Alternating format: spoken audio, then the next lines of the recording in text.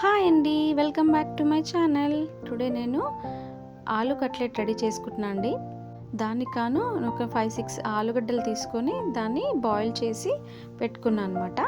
So నేను ఇక్కడ mint chutney ready చేసుకుంటున్నాను. దానికి కాను అల్లము, కొత్తిమీర, మింట్, కొంచెం ఒక లెమన్, కొంచెం సాల్ట్, ఇంకా గార్లిక్ కూడా యాడ్ చేసుకొని మింట్ చట్నీ ఇలా రెడీ చేసుకున్నాండి. దీన్ని మనం ఇంతకుముందు మెత్తగా చేసుకున్న ఆలులోకి వేసుకోవాలన్నమాట.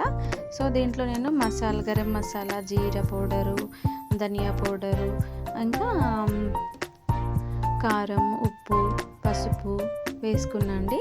సో నేను ఇక్కడ సన్నగా తరిమిన క్యారెట్ తీసుకున్నా అండి. క్యారెట్ వేసుకుంటే మనకు విటమిన్ వస్తుంది, కళ్ళకి మంచిదన్నమాట. సో నేను అందుకే క్యారెట్ కూడా యాడ్ చేసుకున్నాండి.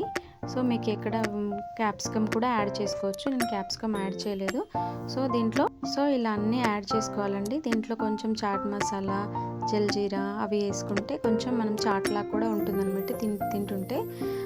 ఇంకా నేను బాయిల్డ్ స్వీట్ కార్న్ ఉంటుంది కదా, బాయిల్ చేసి స్వీట్ కార్న్ యాడ్ చేసుకున్నాండి. ఇలా మనం పిండి ఎలా పిసుకుంటామో ఇలా చేసి పెట్టుకోవాలన్నమాట. సో 1 by 1 ఇట్లా కట్లెట్గా మనం మెల్లగా కొంచెం తడి, కొంచెం నూనె ఇట్లా అద్దుకుంటూ చేసుకోవాలన్నమాట. సో నేను ఇక్కడ నేను మైదా యూజ్ చేయట్లేనండి. ఇక్కడ నేను గోధుమ పిండిని ఇట్లా తడుపుకొని పెట్టుకున్నాను అనమాట. సో నేను ఇక్కడ బ్రెడ్ క్రమ్స్కు గోధుమ పిండిలో వేసి తర్వాత బ్రెడ్ క్రమ్స్ను యాడ్ చేసి పెట్టుకుంటున్నాను అనమాట.